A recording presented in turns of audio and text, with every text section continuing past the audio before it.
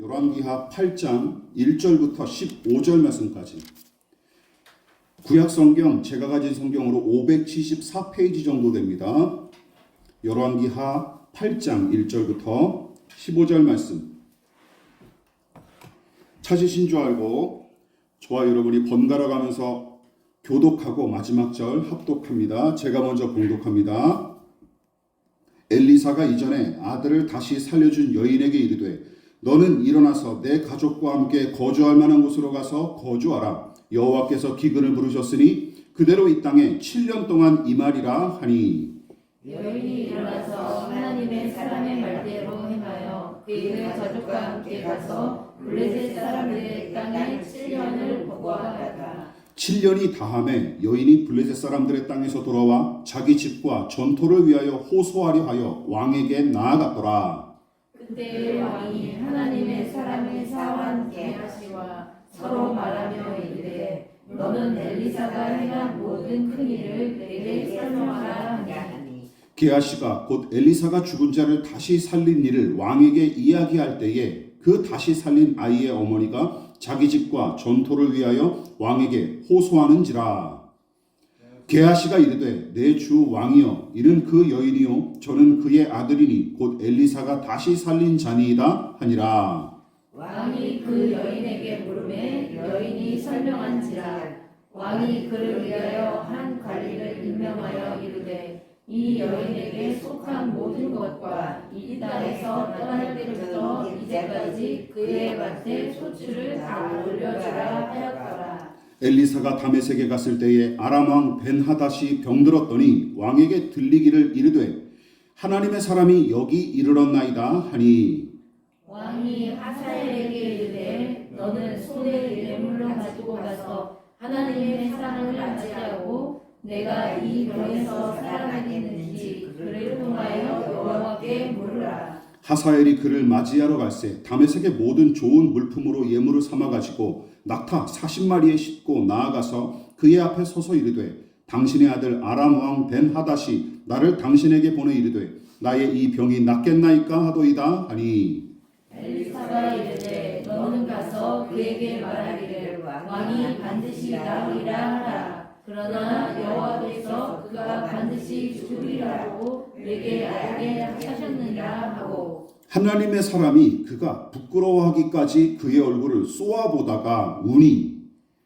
하사엘이 이르되 내 주여 어찌하여 우시나이까 하는지라. 대답하되 내가 이스라엘 자손에게 행할 모든 악을 내가 알리라.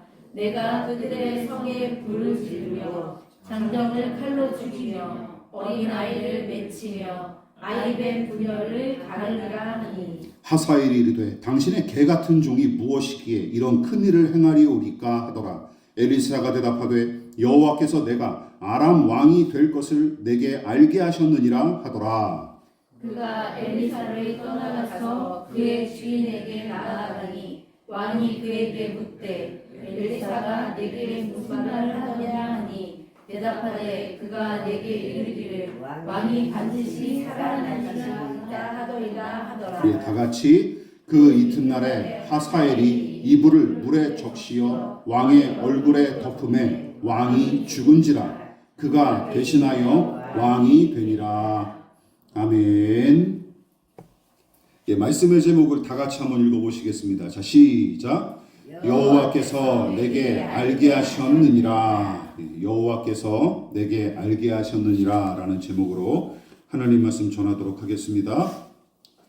아람 군대가 작정하고 공쇄 작전을 펼치는 바람에 북이스라엘의 수도인 사마리아는 극심한 물자난에 시달려 망할 날만 기다리고 있었으며 선지자 엘리사와 극소수의 사람을 제외하면 사마리아의 회복과 구원을 기대하는 사람은 아무도 없었습니다. 그러나 전혀 예기치 못한 일이 일어나는 바람에 아람 군대는 도망했고 사마리아는 마침내 구원을 받게 되는데 하나님께서 아람 군대가 두려움과 공포에 떨도록 기적을 일으키셨고 그 기적은 다름 아닌 누구에게도 환영받지 못했던 4명의 나병 환자를 통해 이루어지게 되죠. 그리고 심지어 그들은 먼저 받은 은혜를 독점하지 않고 사마리아 주민들과 나누기에 이릅니다. 그러나 그저 신기하고 놀라운 일 정도로 이 이야기를 읽고 넘기면 안 됩니다. 왜냐하면 이 이야기야말로 구원하시는 하나님의 은혜와 복음 전도의 원리를 매우 명확하게 보여줬기 때문이죠. 그래서 깊이 곱씹어 묵상하고 이해하며 읽어야 할 필요가 있음을 누차 강조했습니다. 물론 사마리아를 비롯한 북이스라엘의 근본적인 문제가 해결된 것은 아니었습니다.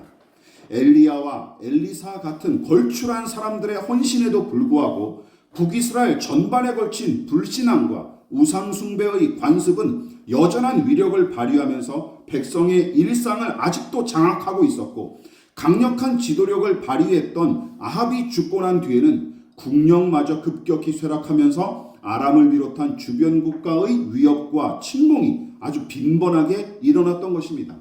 그러므로 7장에 기록된 사마리아의 구원 이야기 하나로 마냥 좋아할 수가 없는 것이죠.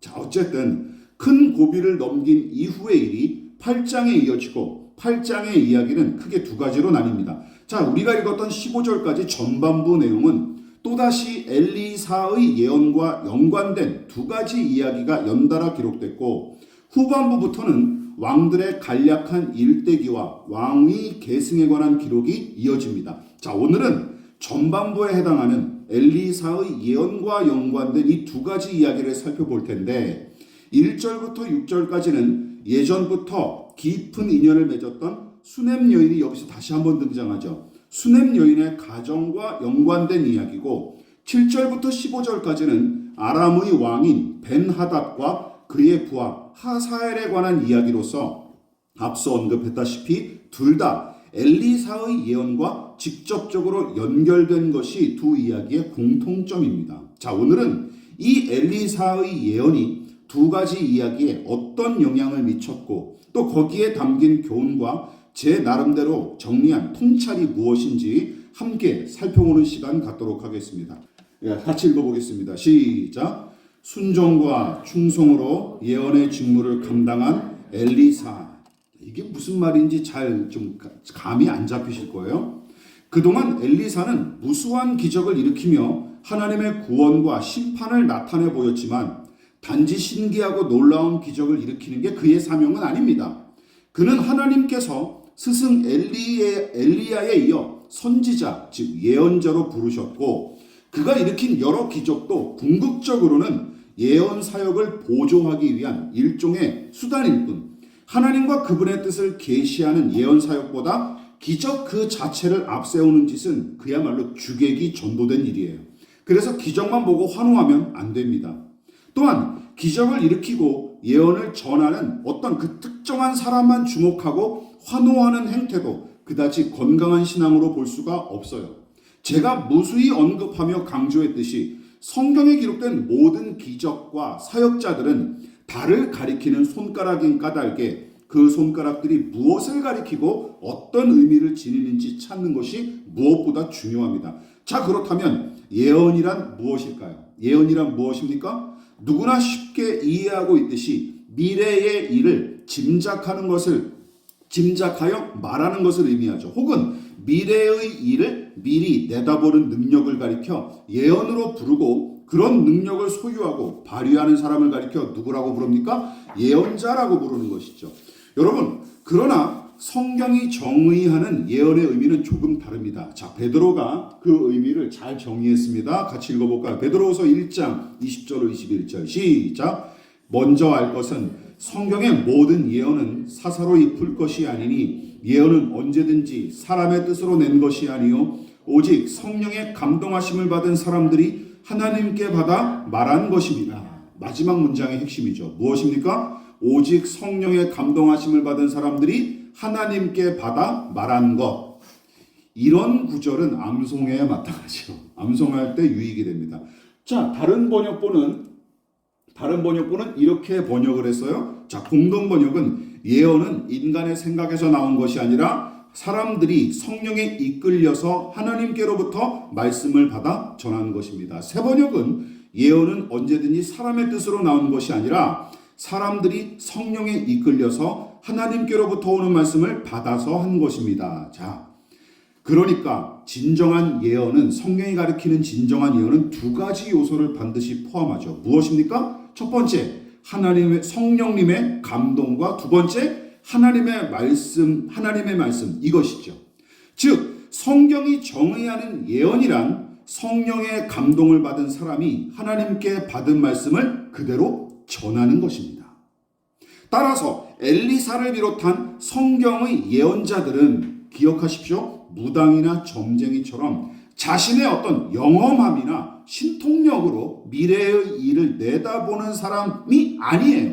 정작은 하나님께로부터 오는 말씀과 환상 등의 계시를 전하는 전달자에 더 가깝습니다. 믿으십니까? 전령이라고 보는 게 훨씬 더 그 의미가 더 가까워요.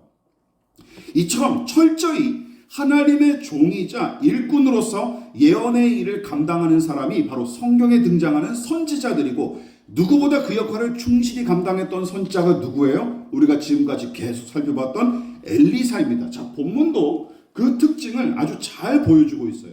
열왕기하 8장 1절 제가 읽어보겠습니다. 엘리사가 이전에 아들을 다시 살려준 여인에게 이르되 너는 일어나서 내 가족과 함께 거주할 만한 곳으로 가서 거주하라. 이거 읽어볼까요? 시작. 여호와께서 기근을 부르셨으니 그대로 이 땅에 7년 동안 임하리라. 열왕기하 8장 10절과 13절 하반절도 마찬가지입니다. 줄치부분만 읽어볼게요. 시작. 여호와께서 그가 반드시 죽으리라고 내게 알게 하셨느니라. 마지막. 여호와께서 내가 아람 왕이 될 것을 내게 알게 하셨느니라. 엘리사가 개인의 능력으로 수넴 여인이 거주하는 땅에 7년 동안 기근이 일어날 거고, 하사엘이 벤하닷을 죽인 뒤에 아람의 왕좌를 차지하게 될 것을 알아차린 게 아니에요. 개인의 능력으로 알아차린 게 아닙니다. 이 예언이 여호와 하나님께로부터 온 것임을 그는 담담하게 밝히고 있고, 그것이 마치 당연한 일인 것처럼 진솔하게 하나님의 뜻을 전하는 이 엘리사를 보십시오.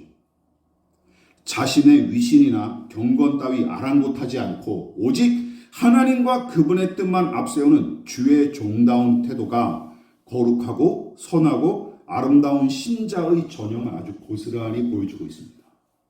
그뿐만이 아니에요. 더 중요한 내용이 나옵니다.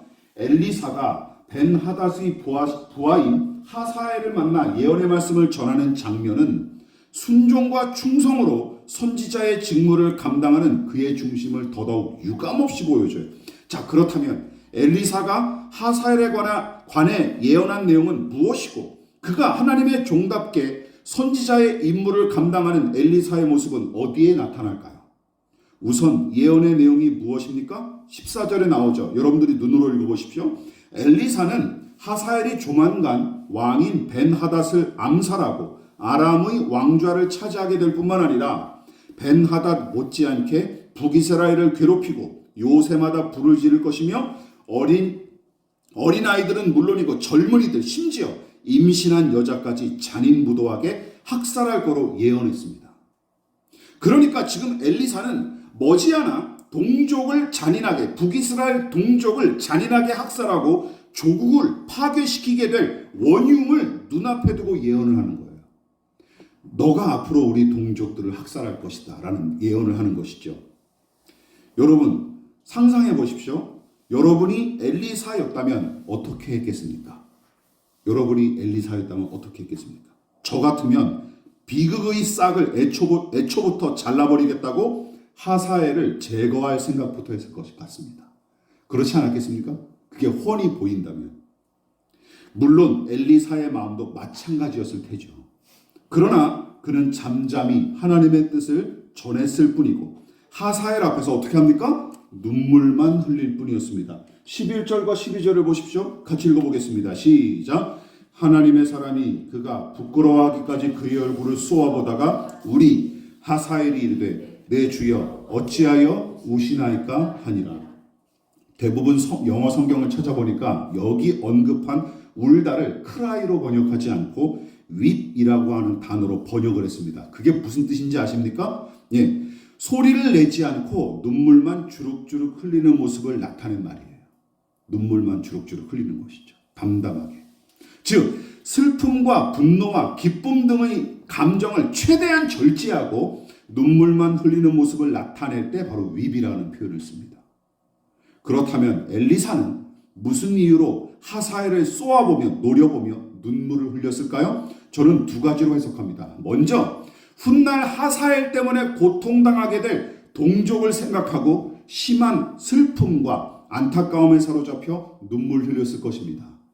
하나님께서 분명하게 보여주셨잖아요. 이놈 때문에 우리나라가 망하게 될 거고 우리 동족들이 학살당하게 될 것이다라는 사실을 아주 선명하게 그가 보여봤지 않았습니까? 그뿐만이 아닙니다. 여러분, 앞서 우리와 같은 평범한 사람들의 생리에 관해 제가 언급했다시피 아무리 경건한 엘리사일지라도 앞으로 저지르게 될 하사엘의 악행을 미리 끊어내고 싶은 마음이 왜 없었겠습니까? 간절했을 테죠. 그러나 하나님께서 그것을 허용하지 않으셨던 것으로 추측이 되며 엘리사는 이 원수를 향한 적개심과 자신의 한계에 대한 분노를 힘겹게 억누르고 그저 하나님의 명령에 따라 계시하신 예언의 말씀만 전한 게 틀림없어요. 그러니까 그 사람을 쏘아보면서 계속 눈물만 흘렸던 것이죠. 저는 이 부분이 참 인상 깊었습니다. 그게 아니면 본문이 굳이 그의 얼굴을 쏘아봤다 하고 기록할 이유가 없습니다. 그렇지 않습니까? 여러분, 물 흘러가듯이 마냥 기쁘고 즐거운 상태에서 나오는 것만 순종이 아닙니다. 하고 싶은 마음이 없고 썩 내키지 않을지라도 심지어 내 뜻과 다르고 내 마음을 상하게 하는 일일지라도 하나님께서 시키신 일이고 그것이 하나님의 뜻이기에 기어코 감당하는 것, 여러분, 이것이 순종이고 충성입니다. 믿으십니까? 자원하는 마음으로만 하는 게 아니에요. 이렇게 이를 악물고 치밀어 오르는 분노와 슬픔을 억누르고 억지로라도 감당할 때 하나님은 그것을 순종으로 보시고 기뻐하신다는 것이죠. 그래서 사도 바울도 사도의 직분으로 유세를 떨 게 아니라 도리어 주의 종으로 충성하는 것이 가장 사도다운 모습임을, 가장 중요한 본분임을 고린도전서에서 가르치고 있죠. 같이 읽어보겠습니다. 시작. 사람이 마땅히 우리를 그리스도의 일꾼이요 하나님의 비밀을 맡은 자로 여길지어다. 그리고 맡은 자에게 구할 것은 충성이니라. 엘리사는 자기 감정과 뜻에 따라 섣부르게 행하지 않습니다. 하사엘을 어찌해보려는 마음은 굴뚝 같았을지언정 치미는 분노와 적개심마저 억누르고 주의 뜻에 순종했던 것이죠. 하나님의 종이자 선지자로서 할 일을 했을 뿐 저 스스로 하나님이 된 것처럼 행세하지 않습니다. 이것이 이 엘리사 선지자의 위대한 면모죠. 예언을 하고 환상을 본답시고 유세를 떠는 사역자들이 요즘 얼마나 허다합니까? 그런 사람들은 회개해야 마땅합니다. 또한 이 이야기는 또 다른 통찰과 교훈으로 이어집니다. 자, 두 번째 함께 살펴보겠습니다. 시작. 예언의 말씀을 토대로 선을 행하는 사람, 예언에 따라 악을 행하는 하사엘. 본문에서 주목할 것은 엘리사의 충성스러운 태도만이 아닙니다. 이 이야기에 등장하는 세 인물이 모두 다 하나님의 예언을 두고 보여준 반응과 태도에 흥미로운 면모가 드러나요. 자, 먼저 엘리사와 수넴 여인이 하나님의 예언을 듣고 어떻게 행동했는지 살펴보십시오. 엘리사는 7년 동안 이 땅에 기근을 내리리라 하는 하나님의 말씀을 듣고 어떻게 행동합니까? 수넴 여인에게 그 예언으로 경고하면서 다른 곳으로 이주할 것을 권고했습니다. 그런데 전자의 경우는 하나님께서 친히 계시하신 예언이 틀림없죠. 이 땅에 내가 7년 동안 기근을 내리리라 하는 건 하나님께서 분명히 말씀하신 게 틀림없어요. 그런데 후자의 경우 수넴 여인이 블레셋 땅으로 이주해서 거기서 7년 동안 몸붙여 산 것은 하나님께서 직접적으로 명령하시지 않은 내용으로 보입니다. 수넴 여인의 가정에 관한 이 엘리사의 조치는 그 출처가 불분명해요. 이게 하나님이 직접적으로 명령하셨는지 엘리사가 임의로 감당했는지 불분명해요. 오히려 저는 후자의 경우는 엘리사가 임의대로 조치한 일로 해석하는데, 왜냐하면 그 이유가 수넴 여인이 7년 만에 다시 귀향하여 벌어진 일도 결국은 그녀의 의지대로 행한 일이기 때문입니다. 즉 본문은 기근에 관한 하나님의 예언을 듣고 확신했던 이 두 사람이 제 의지와 생각을 따라서 능동적으로 조치한 일들을 연달아 배치한 것처럼 보여요. 다시 말해 엘리사가 수넴 여인과 그 가정의 보존과 구원을 위해 조치한 일은 물론이고, 수넴 여인이 7년 뒤에 귀향한 뒤에 토지 소유권을 비롯한 재산권 행사를 적극적으로 왕에게 요구한 일은 하나님께서 일일이 명령하셔서 이루어진 행동이 아니라 두 사람이 저 스스로 판단한 뒤에 알아서 한 행동이 틀림없습니다. 혹시 저의 주장이 이상하게 들리십니까?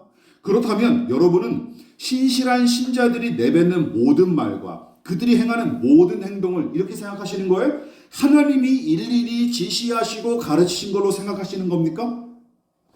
나는 하나님과 매우 친밀하고 날마다 그분의 음성을 듣기 때문에 무슨 일이든 주께 여쭤보면 일일이 하나님이 응답하고 해결해 주신다 하고 주장하는 사람은 그 사람의 직분이나 신앙 경력을 막론하고 여러분 되도록 멀리하고 경계하시기를 부탁을 드리겠습니다. 신령한 사람이 아니라 주의해야 될 사람들이에요. 그럴 수가 없습니다. 믿으십니까? 그럴 수가 없어요. 제가 언젠가 한번 말씀드렸죠. 제 신학교 때 동기 목사님이 어떤 선교사를 소개시켜 준다고 시고 저한테 이런 얘기를 한 거예요. 아, 그분은 하나님 말씀하시면 가고 멈추라 하시면 멈추는 사람이다. 일일이 그렇게 하신대. 제가 그 말을 듣고 안 만나겠다 그랬어요. 그건 하나님이죠. 그렇지 않습니까? 자기가 행동하는 게 다 하나님의 뜻이다 그러면 그게 하나님이지 뭡니까? 그렇지 않습니까? 본문의 엘리사와 수넴 여인을 보십시오.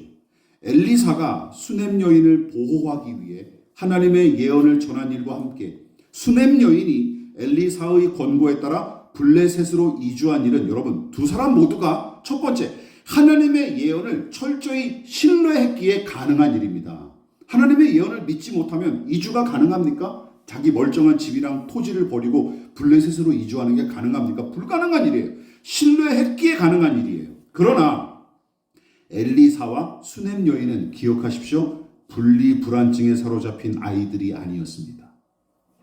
두 사람은 율법의 명령을 존중하고 지키기에 힘썼을 뿐만 아니라 그때그때 임하는 하나님의 계시에도 귀를 기울이며 순종했지만 응석바지처럼 하나님께서 모든 일을 일일이 지시하고 가르쳐 주시기를 바라지 않았습니다.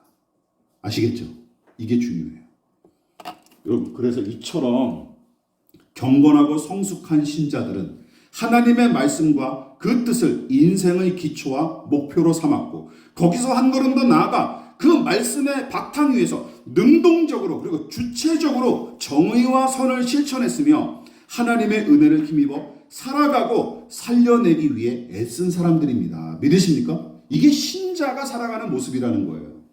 하나님이 일일이 이거 해라 저거 해라 저 사람 만나라 만나지 마라 이렇게 가르쳐 주지 않으세요. 아시겠죠? 그것을 기억하세요.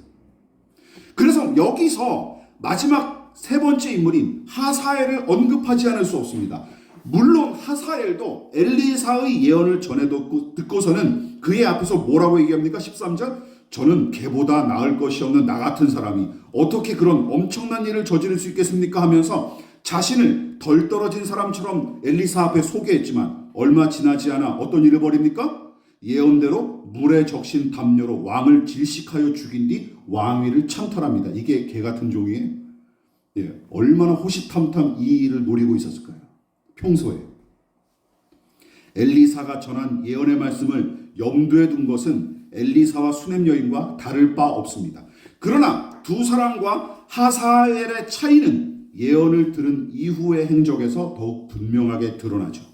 다시 말해 엘리사와 수넴 여인은 예언의 말씀 위에서 능동적으로 그리고 주체적으로 선을 행했지만 아람의 왕이 되리라는 예언의 말씀을 들은 하사엘의 행위는 불법적으로 왕위를 찬탈하고 타인의 생명을 해치는 악으로 나타났죠. 악으로 나타났어요. 물론 그의 행위는 두 가지 측면에서 모두 악합니다. 자, 우선 첫 번째 경우 왕을 죽이고 왕권을 찬탈한 그의 행위가 엘리사와 수넴 여인처럼 능동적으로 벌인 일이라면 사악한 일을 저지르리라는 예언의 말씀을 듣고 돌이키기는커녕 도리어 그 그 예언을 따라 의도적으로 악한 짓을 저지른 까닭에 정죄를 받아 마땅합니다. 그러면 그가 의도적으로 저지른 일이 아니라면 괜찮습니까? 말도 안 되죠. 만일 하사엘이 예언의 말씀을 전혀 염두에 두지 않고 왕을 살해한 것이라면 여러분 그것도 불의한 죄인의 본성에 따라 저지른 일이므로 핑계댈 수 없습니다. 그래서 두 가지면 모든 가능성을 다 고려해도 이 사람이 한 짓은 악한 짓이에요. 그러니까 하사엘이 저 스스로 교활하게 감췄던 오늘의 이 악함이 반역하고 살인하는 내일의 악으로 나타난 것에 불과합니다. 믿으십니까? 그렇게 나타난 거예요. 이처럼 그의 행각은 엘리사와 수넴 여인 못지않게 능동적으로 보이지만 정작은 무엇을 보여주는 거예요? 죄의 본성과 운명을 조금도 거스르지 못하는 모습으로 나타났을 뿐입니다. 운명에 사로잡혀 살아가는 인생, 찬송가에 나오죠. 그게 바로 이런 사람이라는 거죠. 예. 그리고 죄의 본성에 따라 그냥 행동한 거예요. 여러분 그래서 이렇게 정리를 해봤습니다. 죄와 운명의 굴레에서 조금도 벗어나지 못하는 죄인의 처지.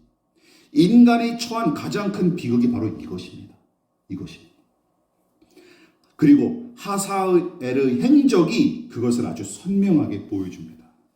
그래서 유다서는 그런 인생을 다음과 같이 규정했죠. 유다서 1장 10절 시작. 그들은 이성 없는 짐승같이 본능으로 하는 그것으로 멸망하느니라. 여러분 죄인은 어떤 존재입니까? 유다 사도는 짐승처럼 본능을 따라 사는 인생.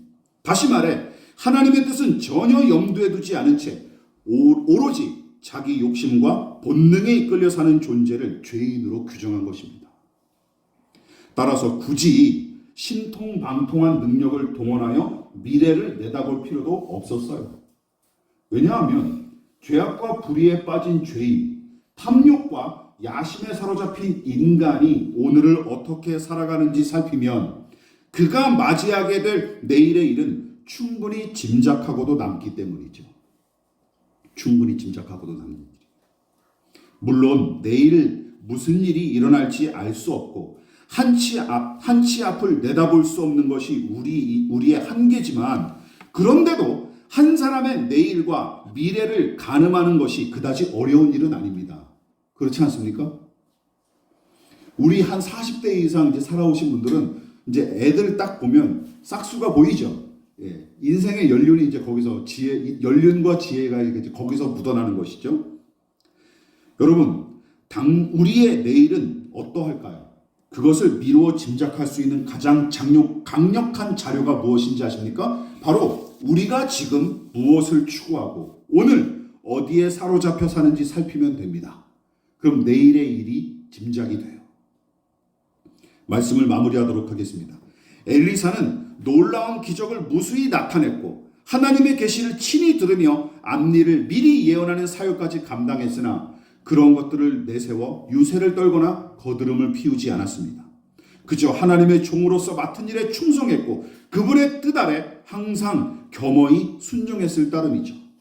물론 하나님의 명령이 제 뜻에 맞지 않고 자기 마음에 썩 내키지 않았을 때도 있었지만 치밀어 오르는 자신의 생각과 감정을 마구 분출하고 토해놓기보다는 매번 주의 뜻을 따르기에 힘썼습니다. 또한 엘리사와 수넴 여인은 예언의 말씀을 존중하고 확신했기에 그 예언에 따라서 삶의 방향을 결정하고 움직였죠.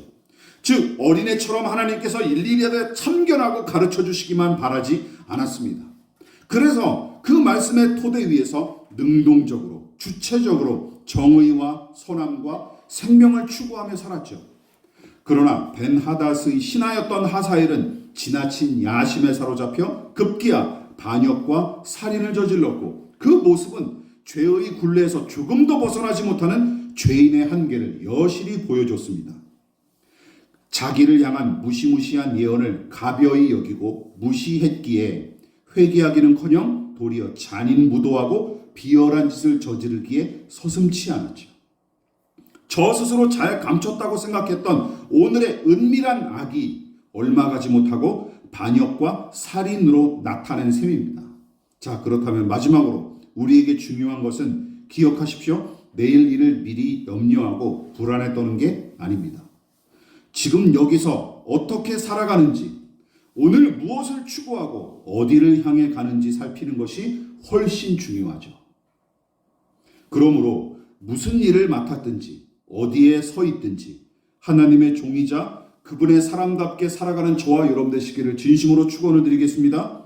또한 하나님의 나라와 그 의를 추구하고 그 뜻을 헤아리기에 힘쓰면서 오늘을 갖고 나가는데 더욱더 집중하고 힘쓰시기를, 더 나아가 이제는 좀 어린아이의 일을 버리고 믿음의 능동성과 주체성을 마음껏 발휘하며 살아가는 한결교회 교우들 다 되시기를 진심으로 축원을 드리겠습니다. 기도하겠습니다. 지금은 우리를 위하여 십자가에 몸버려 피 흘려 돌아가신 예수 그리스도의 한량없으신 은혜와 하나님 아버지의 지극하신 사랑하심과 성령 하나님의 영원한 사귐이 홀로 걷는 믿음의 길이 아니라 더불어 함께 걷는 이 믿음의 길을 온전히 인내로서 경주하고자 겸손히 머리 숙인 사랑하는 성도들의 머리머리 위에 저들의 가정과 직장과 사업장과 학업과 장래 가운데 이 나라의 민족과 한국교회와 저 북녘의 동포들과 세계와 열방 가운데 지금부터 영원히 함께 하시기를 간절히 축원하옵나이다. 아멘.